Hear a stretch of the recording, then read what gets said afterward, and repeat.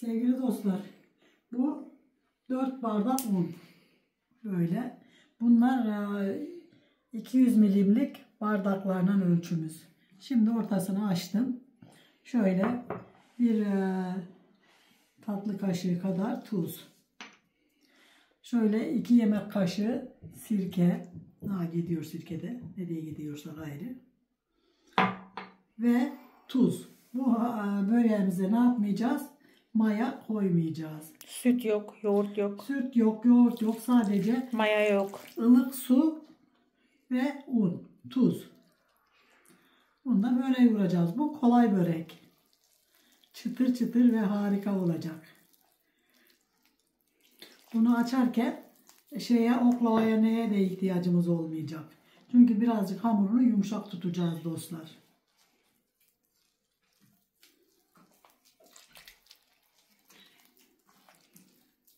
Suyu da 2 su bardağı, yani elini yakar yakmaz su. Yani çok da değil, az da değil. Güzelce yoğuralım bakalım.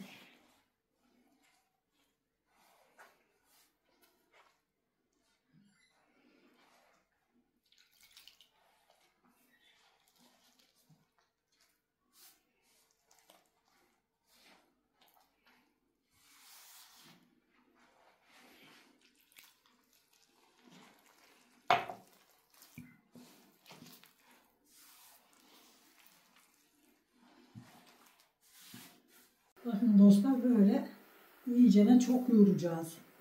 Az değil. Yani en az bu şekilde 10 dakika 15 dakika yoğuracağız.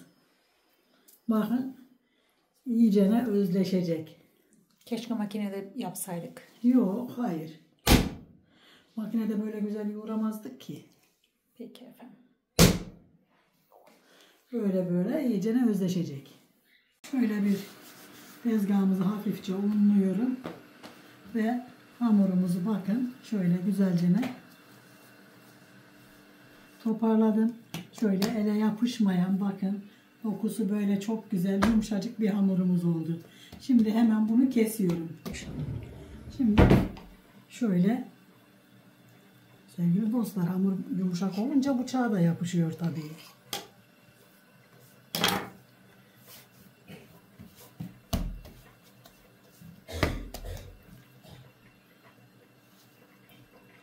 Altı beziye ayırıyorum.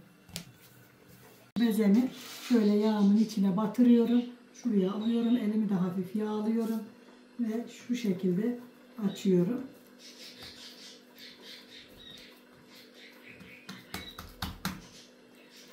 Ve şöyle bırakıyorum.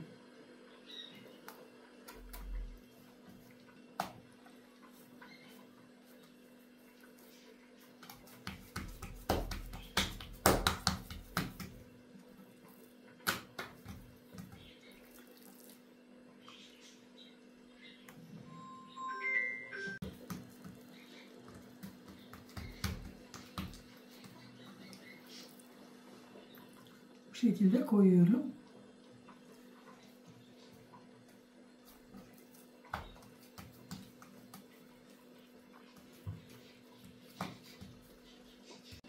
Bakın bu şekilde üstlerinde iyicene yağladım.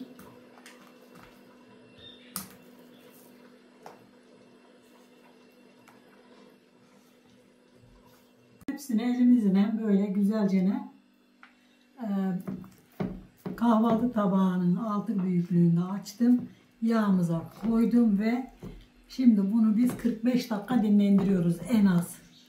İster buzdolabına koyun, dinlendirin, ister dışarıda dinlendirin. Fark etmez. Ben şimdi elimi yıkayıp geliyorum. Şöyle 2 kaşık yoğurt koyuyorum dostlar. Çok değil. Bu kadar yeterli. Şimdi size krem peynirli, cevizli ve tahinli çok güzel bir iç hazırlayacağım. Ve çok güzel bir börek yapacağım. Şimdi tamam. Şimdi güzelce blenderla bunu bir karıştıralım. Şöyle bir tatlı kaşığı kadar, bir çay bardağı kadar da tahin koydum dostlar. Ölçmedim. Şimdi güzelce bunu şu blenderımızla çekeceğiz.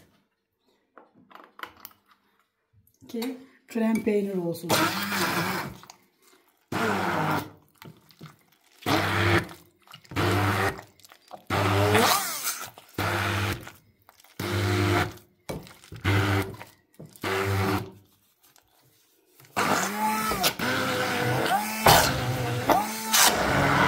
Sevgili dostlar, bahçeme gittim. Güzelce ama topladım. Bugün bize güzel bir sürpriz oldu. YouTube seyircimiz bizi tanıdı. Evet, çarşıda bizi tanıdılar.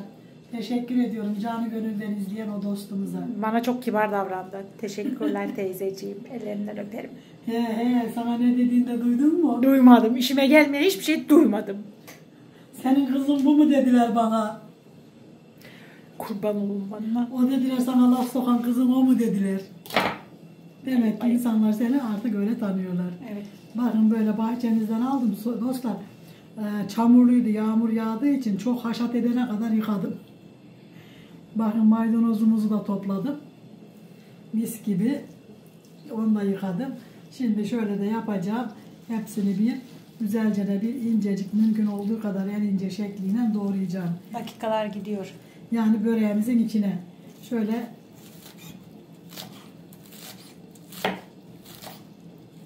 bakın dostlar.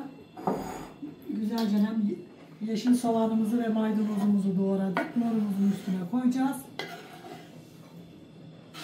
Şöyle. İşte içimiz hazır. Pul biber atacağız. Böyle çok değil. Bu kadar yeter. Şimdi güzelce de bir de karıştıracağım.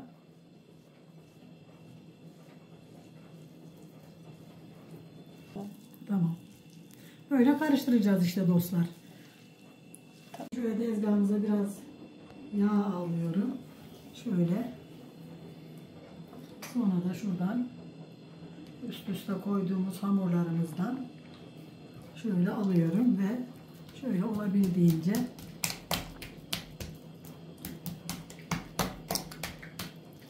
açıyorum. Yani hiç şey yok. Oklava yok. Merdane yok.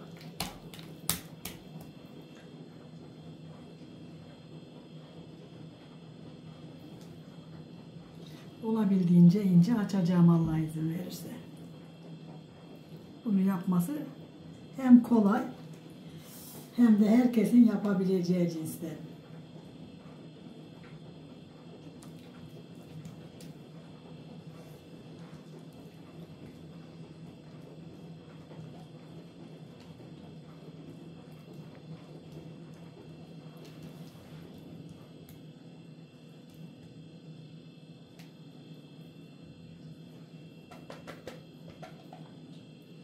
Şöyle tabii ki de kenarlarını ince açacağız da ortası da kalın kalmayacak. Elimizin yardımıyla bu şekilde açacağız Allah izin verirse. Elimizi yağlayarak da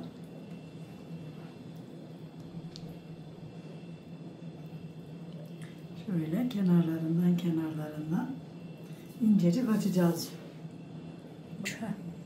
Şöyle kenarın üstüne atıyorum ve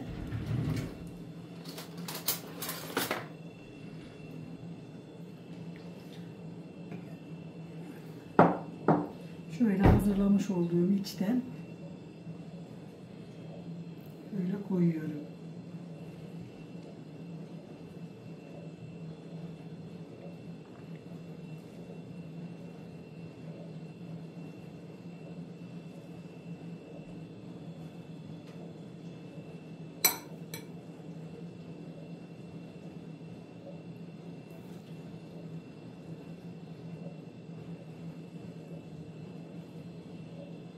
Şöyle bolca koyuyorum içine ve şu şekilde sarıyorum.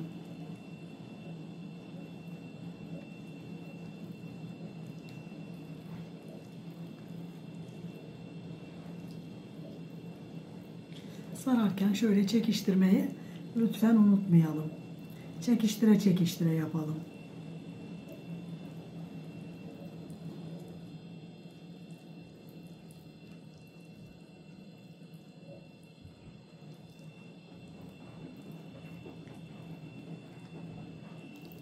Hani yuvarlamak değil de çekiştirmek.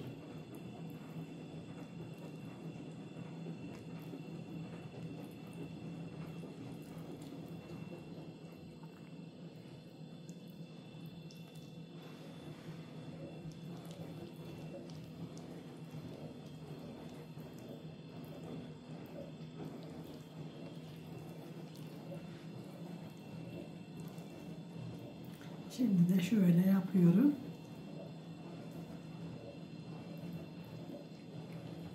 Ve şöyle ortasına koyuyorum. Böyle hepsini ayrı ayrı tek tek yapacağız Allah izin verirse.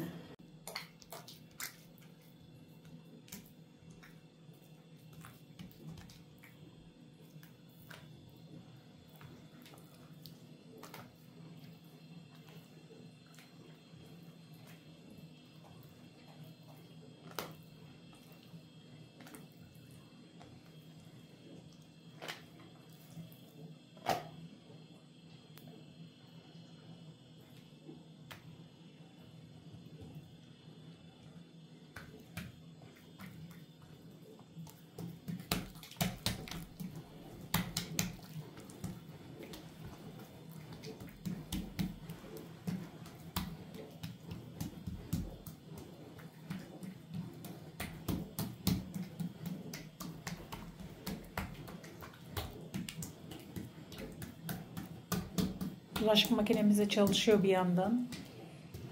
Ne yapalım? Mutfakta çalışacak. Malı bir çalışma var evde. Evet.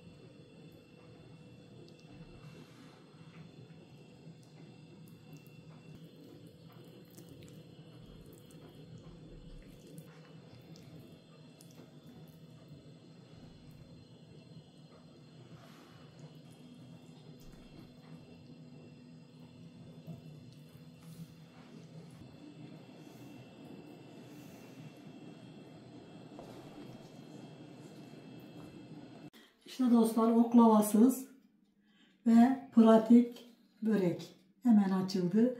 Misafirimiz geldiğinde hemen şöyle azıcık da üstüne yağ sürdüm. Doğru üstüne şey sürmeyeceğim, yumurta falan sürmeyeceğim. Doğru fırına.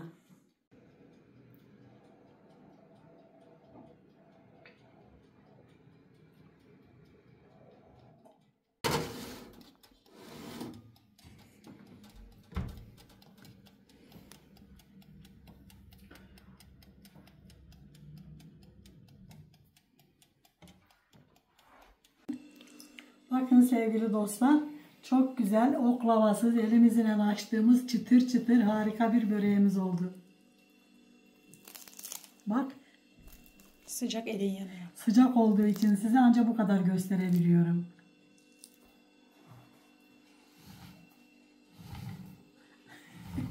Kaymıyor işte.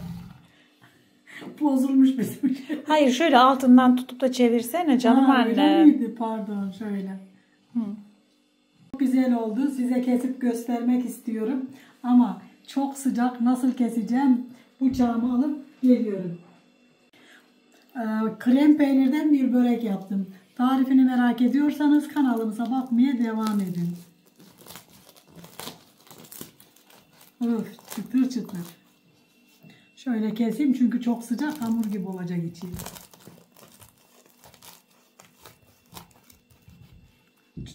Çok sıcak dostlar, çok. Tutamıyorsun bile. Evet, bakın dostlar, çok harika ve güzel oldu. Yapacak olanlara kolay gelsin, yiyecek olanlara afiyet olsun.